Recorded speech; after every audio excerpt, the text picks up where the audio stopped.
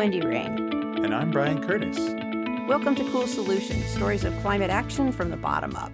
In this case, we mean from the ground up, literally. We're talking about solar and farmland. So I got good news and bad news. The good, according to the FERC, there's around 200 gigawatts of new solar capacity in the U.S. pipeline. The bad, only a third of this is what they deem highly probable to come online in the next 3 years. Inflation and rising interest rates and workforce shortages will take their toll, and then there are supply delays and trade issues with China. Meanwhile, there's this other problem here at home. Folks in rural America saying, "Not in my back 40." Nearly 70 large solar projects were nixed in rural counties in just the past year. So here's the question. Should we be putting solar farms on ag land? Do we even need to? To get to 100% clean energy, how much land for solar panels do we really need? The total amount of land that we would need is less than 0.5% of the United States total area. That's Jordan Macknick, lead water, energy, and land analyst at the National Renewable Energy Laboratory. And that less than 0.5% is around 10 million acres.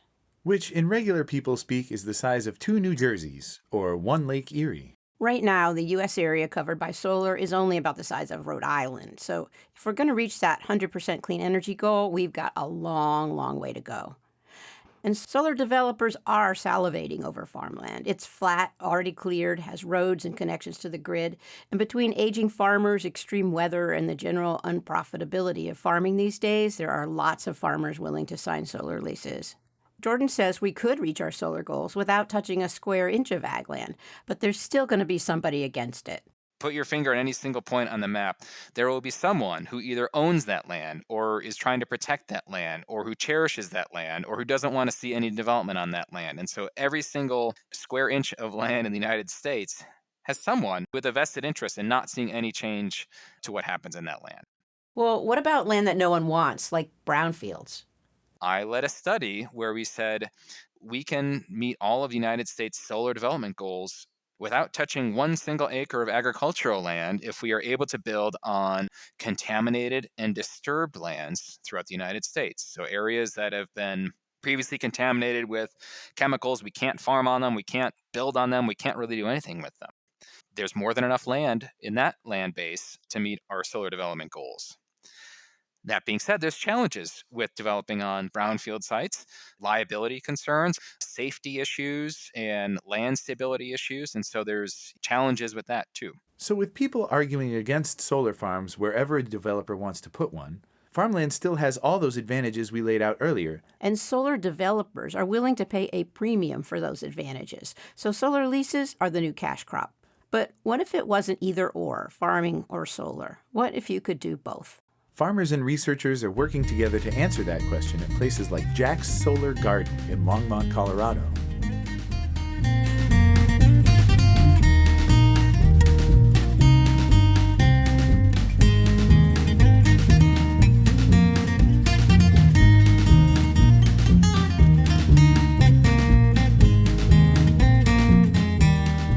My grandfather, Jack Stingery, farmed here before he passed on. That's Byron Kominek, the co-owner of Jack's. The farm passed down to Byron's parents. Byron grew up and left for a career as a government diplomat, but he came home in 2019 to work the farm with his dad. Until then, the land had mainly grown hay, but they needed to find an alternative. Hay really didn't make any money for the farm. Didn't even pay back all of the bills that we had. We were losing money on the farm. Hosting a community solar garden seemed like a good answer. That matched my ideals of community and trying to push society forward. I went around to a couple of solar developers and asked them, like, how much would you pay us to just put up a solar array on our farm? One company said, how about $600 an acre a year? I said, nah, I don't want to do that. The next week they came back and offered $1,200 an acre a year. I said, so you just doubled the price in a week. There must be some money to be made here. Let me figure this out on my own. It took a few years of my life. We put up our land as collateral to a bank to get a good chunk of the change. We sold electricity up front to residents as well as our local governments. In 2020, we built a 1.2 megawatt community solar garden. That's enough power for about 300 homes. It takes up just over 4 acres of land on one of my hay pastures. Jack's Solar Garden provides power to the community. 50 residential subscribers, 5 commercial subscribers, and 2 local government purchase electricity from us. But Jax is not just your run-of-the-mill solar farm. It's also a site where farmers and researchers are working together to discover how to keep land under the panels healthy and productive. What first got Byron thinking about growing food under his panels was a simple observation. We're in Boulder County, Colorado, just east of the Rocky Mountains and the plains, at about 5,000 feet in elevation on a very flat farm.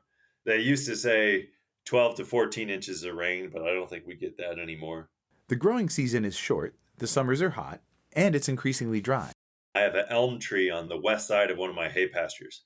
And the best, thickest, densest alfalfa and brome grass I have is in the afternoon shade of that elm tree.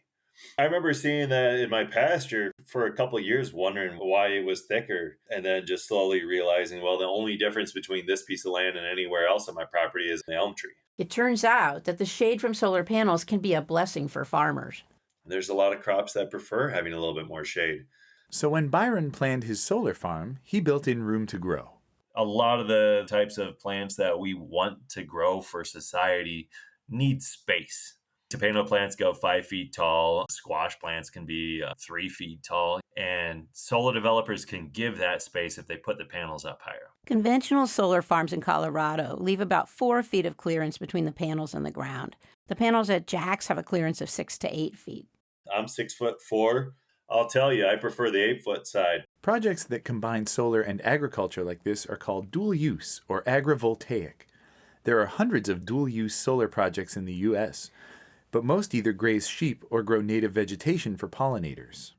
Those types of dual uses are relatively easy, and they make great PR. They're already taking place at hundreds of commercial solar projects. But actually growing and harvesting crops under solar panels is much more challenging and has yet to expand beyond the experimental. Byron wanted to help. An old diplomat colleague introduced Byron to Jordan, who leads the country's largest research program on agrivoltaics. The project is called INSPIRE, which is an acronym for Innovative Solar Practices Integrated with Rural Economies and Ecosystems. A common problem when multiple researchers study the same topic is that you end up with apples and oranges, results that you can't compare or combine. All of the government agencies and universities doing research under INSPIRE's umbrella are using the same standardized methods to collect and analyze data. INSPIRE's researchers are studying agrivoltaics at 29 sites across the U.S.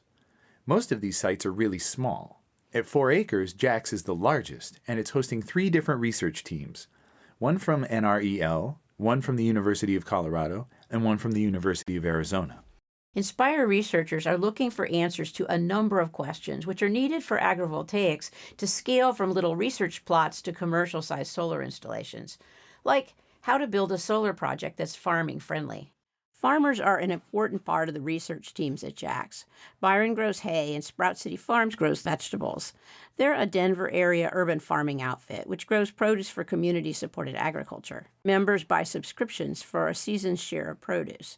But as a nonprofit focused on food access, they give half their veggie shares to low-income Denverites for free. So free or low-cost land is really helpful. In addition to its half-acre at Jax, Sprouts farms at a school and a city park. We basically form relationships with places that have space that is available for transformation. That's Liza McConnell, who manages the farm at Jax. Liza and her crew are an important part of learning the down-to-earth side of agrivoltaics, like how to farm around solar panels. The panels pivot on an axis from east to west. At certain points of the day, there's a low edge in one spot, and then at another time of day, the low edge is in the other spot. So you have to kind of strategically plan that, we're going to work on the east side in the morning and the west side in the afternoon. Byron does the same thing on his tractor. When the panels turn to the west, then I can drive on the east side. When the panels turn to the east, then I can drive on the west side. The Sprouts farmers found that simply raising the panels wasn't enough. While there's 11 feet between the rows of solar panels, enough space for Byron to drive his tractor, there are no pathways to get across the rows. We do a lot of ducking underneath the panels, carrying crates of vegetables. And that's really a design lesson. Farming, you have to be efficient. Your highest cost is labor. If your staff has to make too many movements to harvest the vegetables, then they're spending their physical energy and time, and that is going to cost you more. It's going to be impossible to come up with a workable business plan. So it really goes back to the design. If you designed the layout in such a way to accommodate your farming needs, then work doesn't have to be much more. We're going to create some pathways within the layout that we have. So we are sort of retrofitting some of that and thinking about if we could do Jack Solar Garden 2.0, how would we design it? Some of those ideas are already finding their way into the design of new agrivoltaic projects. Inspire sites experimenting with different panel configurations are also looking at the cost, since higher panels means more steel and wider spacing means less kilowatts per acre. Another question is which plants will grow best in different regions and soil types. We're combining this assessment of which plants grow best underneath the panels with a lot of detailed instrumentation. We have microclimate sensors that can look at the different temperature, the different light impacts, the different humidity impacts, the different soil moisture impacts that are happening directly underneath panels as well as in between rows of panels. That is helping us better understand why certain species are thriving and why others aren't. Another topic under study is soil. The impacts of solar projects on soil health is a major focus of our research, and it's one of the top questions we get from everyone, especially farmers who say, I want to make sure we're leaving this land in better condition than when it started. One of Inspire's longest-running projects is a 10-year-old solar array on the Renewable Energy Lab's own campus. The soil there is still recovering. A decade ago, a lot of projects were developed in a way that sort of mimicked a new housing development. You would come in, remove the vegetation, remove the topsoil, flatten the ground, make it perfectly flat, and then install your solar infrastructure. That had some pretty major impacts on soil quality, can lead to erosion, can lead to other major challenges. More recently, solar developers have recognized that low impact development techniques can not only be more environmentally friendly, but also more cost friendly. Because if you can build projects without having to remove vegetation, without having to flatten the ground, without having to disrupt the soil ecosystem that you do have, you can avoid usage of large pieces of equipment and you're able to develop systems faster than you could if you did have to completely transform the land. And so this has been enabled by advances in racking technologies, advances in development techniques, et cetera. But we are seeing that current techniques are more often than not using these low impact approaches from the get-go.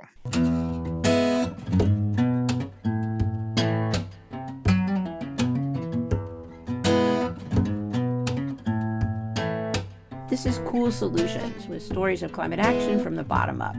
We're talking with folks in Colorado who are studying how to grow solar energy and food on the same land. This is Jordan Macknick from the National Renewable Energy Lab sharing some early results.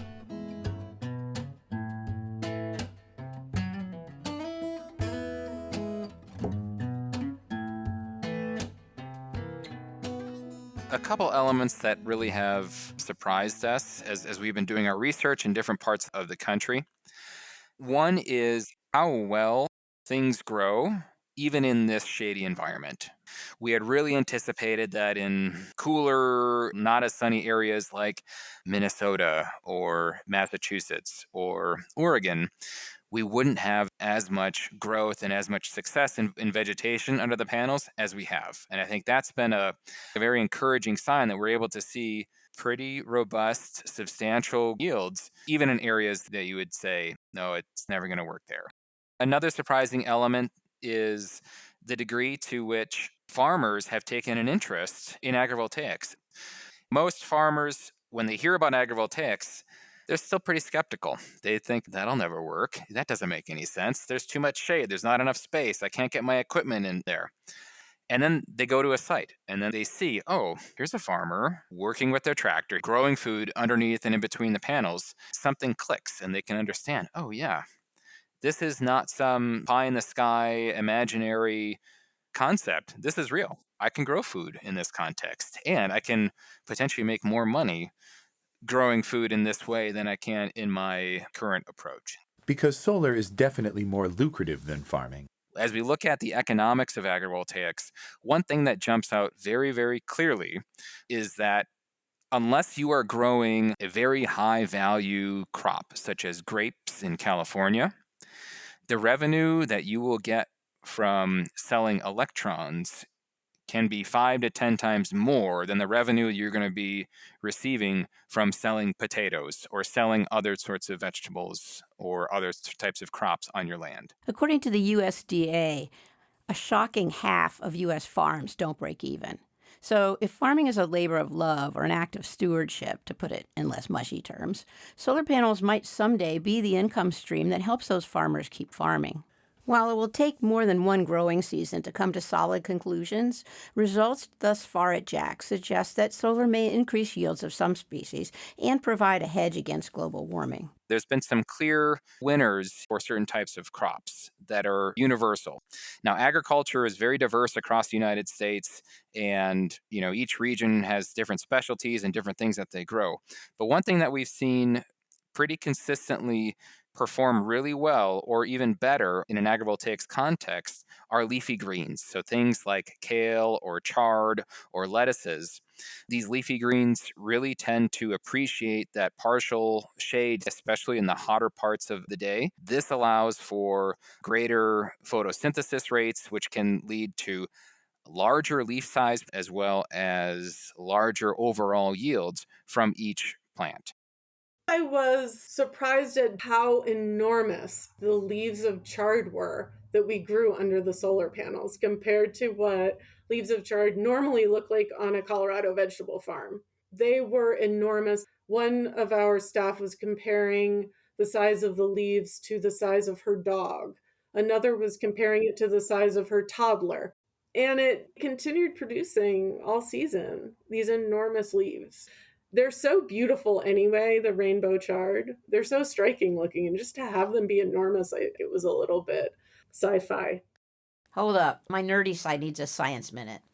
Jordan said that the leaves get so big because there's more photosynthesis. But how can there be more photosynthesis when there's less sun? How that works is through something that's called the midday depression of photosynthesis. So what happens with many crops that are in the open air environment with no shade is that in the early morning, they're very happy when the sun hits because the temperatures are cool. But as temperatures rise throughout the day, photosynthesis will stop or decline until later on in the evening when the temperatures are cooler again. Agrivoltaics helps delay the onset of those higher temperatures that stop photosynthesis. Even if the total amount of sunlight that hits a plant is less, there can be more photosynthesis, which equates to higher yields, bigger leaf size, etc. And so that's the counterintuitive mechanism for how having more shade can lead to higher yields. Liza points out that farm workers also need shade. Heat is no joke in terms of what it does to the human body. I don't know if you remember, but we talked to a kidney specialist a while back who told us about rising rates of kidney damage in young men who work outdoors in the heat. 2 recent studies show that can largely be prevented by providing breaks in the shade. Even though a good part of the middle of our day, we're still working in the direct sun. Just a few feet away, there is a patch of shade that we can step into. Most vegetable farms I've worked at, you have to walk up to half a mile to get to any shaded space. Another effect of the panels is extension of the growing season. Our brome grass and alfalfa started growing earlier and getting greener earlier in the season underneath our solar panels compared to outside. In my other pasture, throughout April, we didn't get any rain. And so my pasture outside of the solar array was completely dry and brown until maybe the first or second week of May.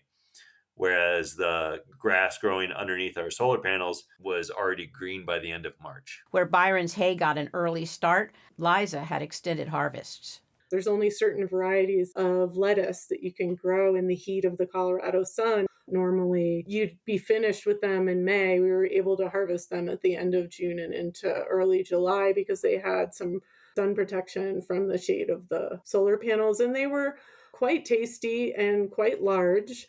And we're able to conserve some water in the process. That's important, especially in the drought-prone West. When Liza says her lettuce was tasty, That's not coming from farmer bias. Nope. That's the result of double-blind controlled study, aka taste test. We had a tour group visiting that day, so we were able to bring them in on the taste test. The lettuce that we grew in the control pot for comparison was essentially inedible. One section that was planted and watered with a full amount of water. We had another section planted that had 50% of that amount. And even though the heads were slightly smaller, they tasted better in the 50%. When you do that taste test, you're like, oh yeah, I can actually taste the difference. So that shows a potential for an expanded market of a very desirable crop that can be grown potentially with less water and better results. Solar panels also provide climate resilience for crops, as Inspire researchers found out in Massachusetts. In your normal, if you will, summers in Massachusetts, for certain crops like peppers, we're seeing reductions in yields because there's just not enough sunlight really for what that plant would want. But 2017 was a very hot and dry year in Massachusetts. The plants actually appreciated that additional shade, the additional temperature reduction. And so even in a place like Massachusetts, which is not known for having an excess of sun, we actually saw some crop yield benefits from the panel shading in those hot and dry summer years compared to the open air control. When the soil is cooler, more moisture stays in the soil instead of evaporating. As the Sprout City farmers discovered with their lettuce, that reduces the need for irrigation. This can be a really important outcome, especially where we have hot and dry conditions. One of our research sites is at the Biosphere 2 facility in Arizona, and we were able to achieve a doubling of tomato yields and a tripling of a certain types of peppers, all while using about a third less water than what we would normally use in open air conditions, increasing yields while using less water. Here's something else that's kind of neat. The cooling goes both ways. Just like plants slow down photosynthesis when they get hot, solar arrays can get so hot that they create their own heat island effect and reduce their own efficiency. When plants growing under panels transpire and release water from their leaves, the evaporating water cools the underside of the panels, so they generate more electricity. The solar panels not only cool the air beneath them in the daytime, they also keep that air warmer at night when temperatures are at their lowest. We saw that last year when we had a frost in September. All the plants underneath the solar panels didn't have frost damage except for the top few inches of a 5-foot tall tomato plant.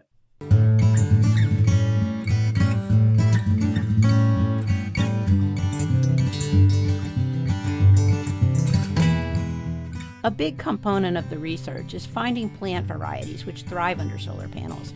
There are differences. It's not potato. For example, in Arizona, they tried 2 types of peppers, jalapenos and chiltepines. They're a tiny native variety 20 times hotter than jalapenos. The yield of chiltepines tripled under solar. The jalapenos just did so-so. Liza also found big differences between varieties of dried beans. One variety did much, much better and was ready much sooner than the other 2 that we grew. And we thought, oh, instead of growing 3 varieties, we should grow 10 varieties. That would speed things up, since research moves at Mother Nature's pace. You know how often we get to test growing tomatoes each year? One time. We're not sitting in a laboratory like app developers that can test out 100 different models of something in 1 hour. It takes one full growing season to see how well something grew. And that creates this huge tension. On one hand, we're dealing with a very, very rapid expansion of solar development. It's happening at such an extremely fast pace right now. Solar developers want to know, can I do agrivoltaics here? What's the best crop to do here? What's the best type of ecosystem services we can do here? How do I do grazing? I need to know now because I'm building 10 projects this next year that are going to be in existence for the next 25 years. At the same time, we're trying to do agricultural research, which you want 5 years of data, maybe 10 years of data to really capture what's happening with the soil, really capture all the variability that can inform what species will grow, what types of crops will do best.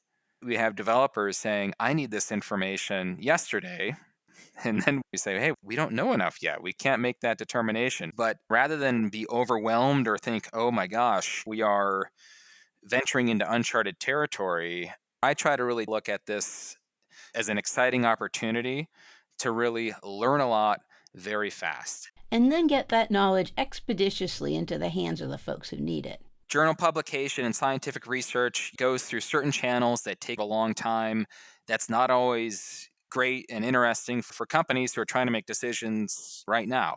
And so one of the unique aspects of our Inspire project is that every 3 months, we're bringing together 75 to 100 people that are involved in the solar industry from all aspects and sharing what we've learned, not only from our individual research projects, but industry perspectives and other research projects and anyone else who's in that community. And so that's how we try to bridge that divide of still allowing for our scientific research to proceed on its more slow path, but yet giving those little nuggets of insights to industry and trying to share as much information as we can. Last year, Sprouts grew 8,000 pounds of tomatoes, peppers, potatoes, dry beans, and greens in their experimental plot at Jack's. This year, they'll expand the research plot to add onions and garlic and add 3 non-research acres for a market garden. Could that mean a share of veggies for every household powered by the panels overhead?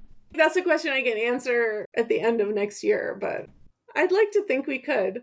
One more thing that will be needed to bring agrivoltaic crop production into the mainstream is money. 2 states worried about losing farmland to solar have developed policies to help. New Jersey, which is losing 17 acres of farmland a day, has devoted $2 million to a pilot program to support farmers who want to go agrivoltaic. In Massachusetts, where a quarter of all farmland developed in recent years has gone for solar, utilities must pay a 6 cent per kilowatt incentive for solar grown over farmland that remains in cultivation. That's a bonus of about 20 to 30%. Other states have yet to develop policies supporting agrivoltaics, but Byron, like Jordan, thinks that seeing is believing. Policymakers haven't come out to Jack's Solar Garden yet to see what's possible. So once they do come out, then maybe they'll change their mind on something. Just bring out that toddler-sized chard.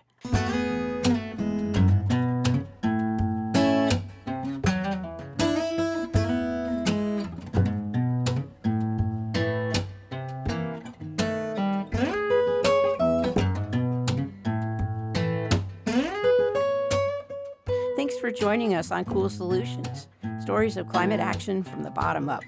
Thanks to Jordan Macknick, Byron Kominek, and Liza McConnell. And thanks to Scott Holmes, Jason Shaw, and Michael Cobran for our music.